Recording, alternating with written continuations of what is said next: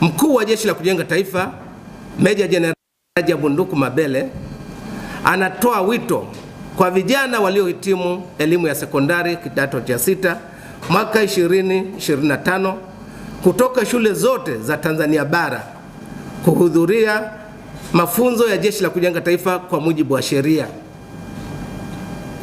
Sanjari na wito huo, Jeshi la Kujenga Taifa limewapangia makambi watakayokwenda kupatiwa mafunzo na wanatakiwa kuripoti makambini kuanzia kesho tarehe 28 Mei hadi tarehe 8 Juni 2025.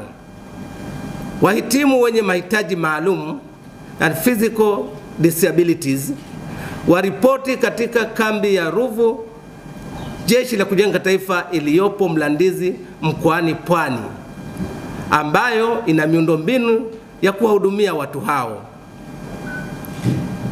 Orodha kamili ya majina ya vijana hao, makambi ya JKT waliopangiwa, maeneo makambi hayo yalipo na vifaa watakavyotakiwa kwenda navyo inapatikana katika tovuti ya Jeshi la Kujenga Taifa ambayo ni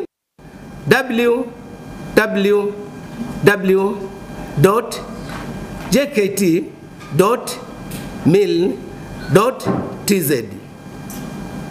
Aidha, ili kufahamu kambi kijana aliyopangiwa, kijana anatakiwa kuingiza jina au namba ya shule aliyohitimu elimu ya kidato cha 6. Mbele ya jina la shule yake ataona neno lililoandikwa waliochaguliwa. Akichagua neno hilo, ataona jina au majina ya waliochaguliwa kujiunga na mafunzo ya Jeshi la Kujenga Taifa kwa mujibu wa sheria mwaka 2025, ikionyesha kambi aliyopangiwa, mkoa na wilaya ilipo kambi hiyo. Ili kuona majina yote ya vijana na kambi walizopangiwa, mtumiaji atapakua JKT PDF 2025 iliyopo juu kulia katika ukurasa huo.